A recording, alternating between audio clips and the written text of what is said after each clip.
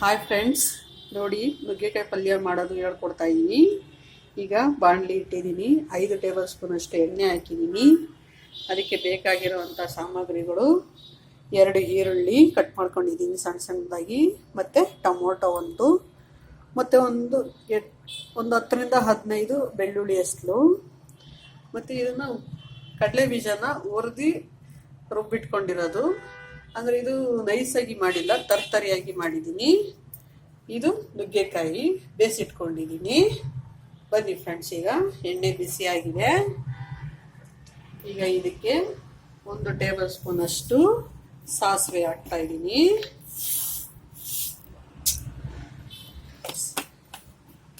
ಸಾಸಿವೆ ಸ್ವಲ್ಪ ಬಿಸಿ ಆಗಬೇಕು, ಚಿಟಪಟ ಅನ್ನಬೇಕು.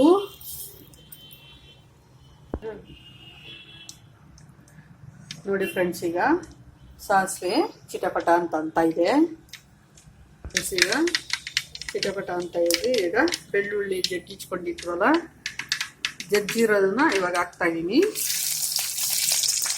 ಸ್ವಲ್ಪ ಇದು ಎಣ್ಣೆಯಲ್ಲಿ ಫ್ರೈ ಆಗಬೇಕು.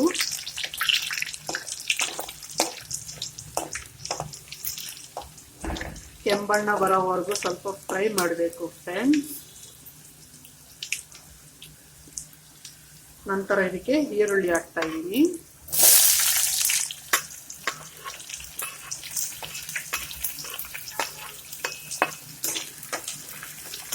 ಈರುಳ್ಳಿನ ಸ್ವಲ್ಪ ಫ್ರೈ ಮಾಡಬೇಕು. ಈಗ ಇದು ಸ್ವಲ್ಪ ಕೆಂಬಣ್ಣ ಬರೋ ಥರ ಫ್ರೈ ಮಾಡ್ತಾ ಇದ್ದೀನಿ.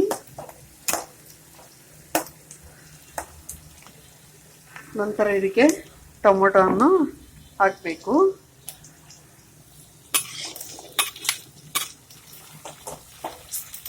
ಟೊಮೊಟೊ ಹಾಕಿ ಸ್ವಲ್ಪ ಫ್ರೈ ಮಾಡಬೇಕು ಫ್ರೆಂಡ್ಸ್. ಈಗ ಇದಕ್ಕೆ ಟೊಮೊಟೊ ಹಾಕಿದ್ದೀನಲ್ಲ, 1 ಟೇಬಲ್ ಸ್ಪೂನ್ ಅಷ್ಟು ಉಪ್ಪನ್ನು ಹಾಕ್ತಾ ಇದ್ದೀನಿ. ಫಸ್ಟು ನುಗ್ಗೆಕಾಯಿ ಬೇಯಿಸಿಟ್ಕೊಂಡು ಅದಕ್ಕೆ ಅವಾಗ ಸ್ವಲ್ಪ ಹಾಕಿದ್ದೆ. ನಂತರ ರುಚಿ ನೋಡಿ ಆಮೇಲೆ ಸ್ವಲ್ಪ ಆ್ಯಡ್ ಮಾಡ್ಕೋಬೋದು. ನೋಡಿ ಫ್ರೆಂಡ್ಸ್, ಈಗ ಫ್ರೈ ಆಗ್ತಾ ಇದೆ. ಇವಾಗ ಇದು ಫ್ರೈ ಆಗ್ತಾ ಇದೆ. ಸ್ವಲ್ಪ ಇನ್ನೊಂದು ಸ್ವಲ್ಪ ಉಪ್ಪು ಹಾಕಿದ್ದೀನಲ್ವಾ, ಇವಾಗ ಆ ಟೊಮೊಟೊ ಸ್ವಲ್ಪ ಮೆತ್ತಗಾಗುತ್ತೆ. ಅಲ್ಲಿವರೆಗೂ ಸ್ವಲ್ಪ ಫ್ರೈ ಮಾಡ್ತಾ ಇರಬೇಕು.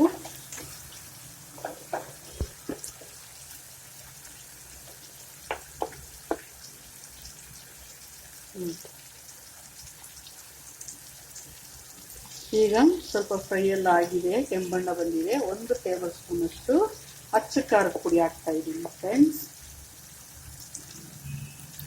ನಿಮಗೆ ಖಾರ ಎಷ್ಟು ಬೇಕೋ ಅಷ್ಟನ್ನು ನೋಡಿಕೊಂಡು ಆ್ಯಡ್ ಮಾಡ್ಕೊಬೋದು. ಸ್ವಲ್ಪ ಖಾರ ತಿನ್ನೋರು ಇರ್ತಾರೆ, ಕಮ್ಮಿ ತಿನ್ನೋರು ಇರ್ತಾರೆ, ಜಾಸ್ತಿ ತಿನ್ನೋರು ಇರ್ತಾರೆ ಖಾರನ. ಇವಾಗ ಫ್ರೆಂಡ್ಸ್, ಈಗ ಅದು ಸ್ವಲ್ಪ ಎಲ್ಲ ರೋಸ್ಟ್ ಆಗಿದೆಯಲ್ಲ ಖಾರದ ಪುಡಿ ಹಾಕಿರೋದಕ್ಕೆ, ಇವಾಗ ಬೇಯಿಸಿಟ್ಕೊಂಡಿರೋಂಥ ನುಗ್ಗೆಕಾಯಿ ಹಾಕ್ತಾ ಇದ್ದೀನಿ. ಈ ನುಗ್ಗೆಕಾಯಿನ ಸ್ವಲ್ಪ ಎಣ್ಣೆಯಲ್ಲಿ ಫ್ರೈ ಮಾಡಬೇಕು.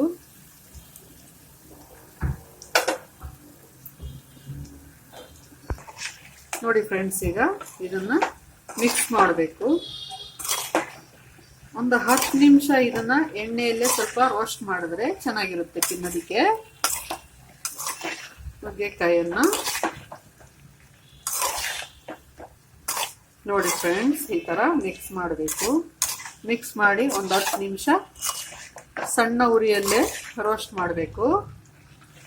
ಆ ಎಣ್ಣೆಯಲ್ಲೇ ಬೇಯಬೇಕು ಒಂಚೂರು ನುಗ್ಗೆಕಾಯಿ. ನೋಡಿ ಫ್ರೆಂಡ್ಸ್, ಈಗ 10 ನಿಮಿಷ ಸಣ್ಣ ಉರಿಯಲ್ಲೇ ಸ್ವಲ್ಪ ಬಿಸಿ ಮಾಡಿ ರೋಸ್ಟ್ ಮಾಡಿದ್ದೀನಿ. ರೋಸ್ಟ್ ಮಾಡಿದ ನಂತರ ಈ ಥರ ಸ್ವಲ್ಪ ಎಣ್ಣೆ ಚೆನ್ನಾಗಿ ಮೇಲ್ಗಡೆ ಬಿಡಬೇಕು ಅಂತ ಗಂಟ ಸ್ವಲ್ಪ ರೋಸ್ಟ್ ಮಾಡಬೇಕು. ಇದನ್ನು ರೋಸ್ಟ್ ಮಾಡಾದ್ಮೇಲೆ ಇದನ್ನು ರುಬ್ಬಿಟ್ಕೊಂಡಿದ್ವಲ್ಲ ಕಡಲೆ ಬೀಜ ಪೌಡ್ರು, ಇದನ್ನೇನು ಮಾಡೋದು, ಇದಕ್ಕೆ ಮೇಲೆಲ್ಲ ಹಾಕ್ಬಿಟ್ಟು ಸ್ವಲ್ಪ ಕೊತ್ತಂಬರಿ ಸೊಪ್ಪನ್ನು ಉದುರಿಸ್ಬಿಟ್ರೆ ತಿನ್ನೋದಕ್ಕೆ ಚೆನ್ನಾಗಿರುತ್ತೆ ಪಲ್ಯ.